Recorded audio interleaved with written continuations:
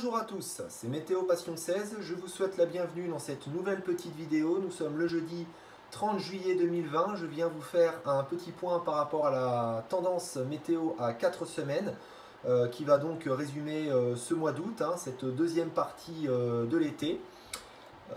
Voilà, deuxième partie et fin de l'été pour le coup. Alors je voulais commencer, donc je vais vous lire donc, cet article.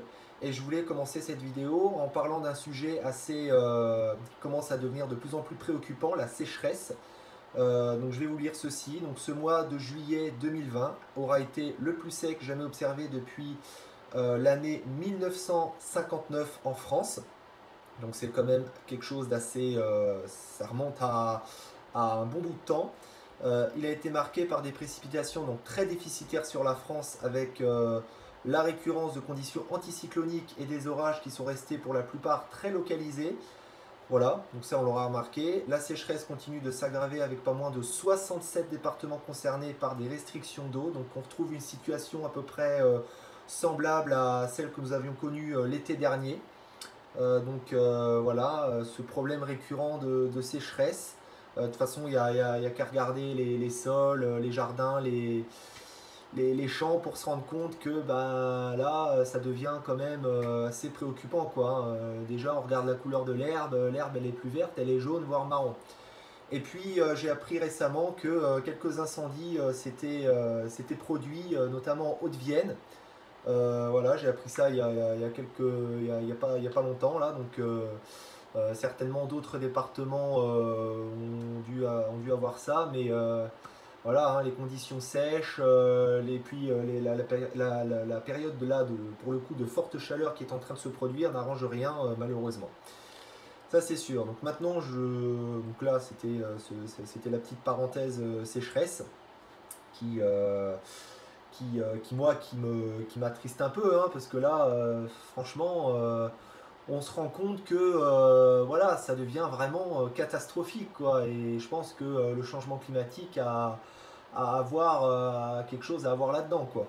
Donc la semaine, donc je vais commencer par la première semaine, la semaine prochaine, la semaine du 3 au 9 août.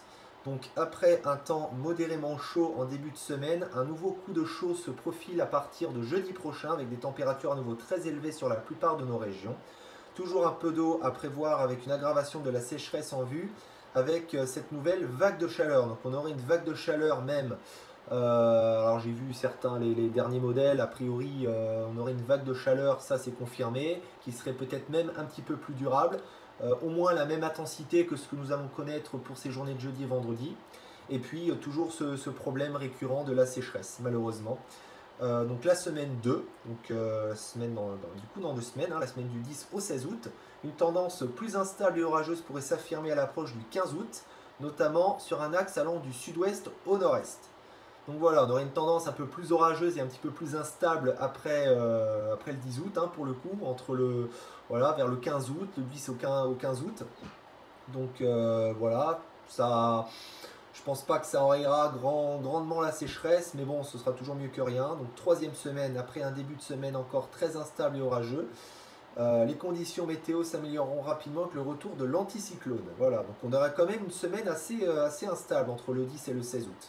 Et puis quatrième semaine, la dernière, du 24 au 30 août, les conditions s'annoncent encore très estivales avec un soleil généreux et les températures élevées. Une tendance orageuse pourrait revenir en fin de semaine, fiabilité assez limitée, voire très limitée.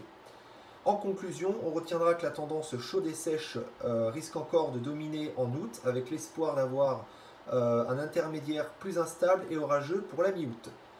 Donc on l'aura compris, un mois d'août qui s'annonce globalement au-dessus des normales de saison, avec un voire deux pics de chaleur possibles, aussi bien sur la moitié nord que sur la moitié sud, et puis des précipitations qui seraient encore dans l'ensemble assez déficitaires, même si on attend une dégradation possible, un peu plus de précipitations pour la période du 10 au 15 août. Voilà, sur ce, eh bien, fin de cette vidéo, j'espère qu'elle vous aura plu. Je vous souhaite à toutes et à tous une excellente fin de journée. Voilà, faites attention à vous par rapport à cette forte chaleur, prenez soin de vous, hydratez-vous.